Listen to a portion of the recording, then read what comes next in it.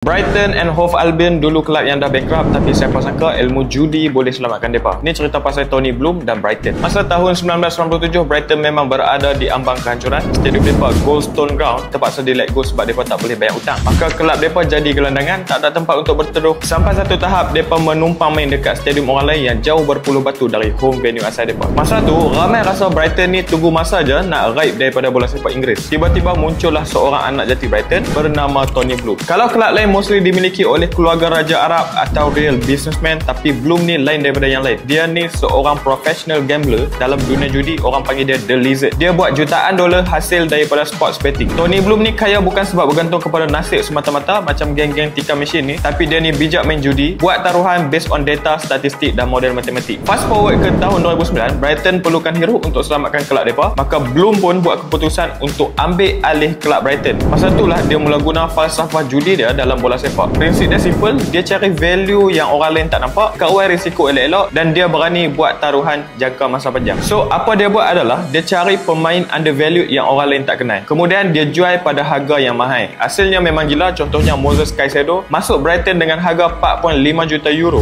dia jual ke Chelsea dengan harga 115 juta euro. McAllister price tag asal 7 juta euro di Brighton, jual kat Liverpool dengan harga 55 juta euro. Dan sekarang Kaoru Mitoma dulunya hanya berharga 2 juta euro, tapi lain dah jadi mencecah 40 juta euro. Tapi walaupun macam tu, Bloom ada juga buat big bet, iaitu dia labak lebih 250 juta euro untuk bina Amex Stadium dan pusat latihan moden. Dengan stadium tu, mereka dapat tarik balik penyokong lama main stadium. Dalam masa sama, mereka tambah lagi penyokong baru. Sampailah hasil kutipan match day mereka naik berjuta-juta euro. Pusat latihan moden pula jadi macam kilang gilak bakat. Kat situlah pemain macam Mitoma, McAllister dan Caicedo diasah sampai boleh dijual mahal. Tony Bloom tahu fasiliti ni bagi satu credibility buat player dan coach yang nama-nama besar ni yakin nak join Brighton bila mereka dapat offer. Hasil semua strategi tu, Brighton berubah jadi kelab bola moden yang bijak. EPL musim 2022-2023 mereka catatkan untung sebanyak 122.8 juta euro, iaitu rekod paling tinggi dalam sejarah bola sepak Inggeris. Dari kelab homeless, mereka boleh masuk Europa League, siap tibai kelab-kelab besar EPL, hasil daripada pengurusan yang baik daripada seorang tycoon judi bernama Tony Bloom.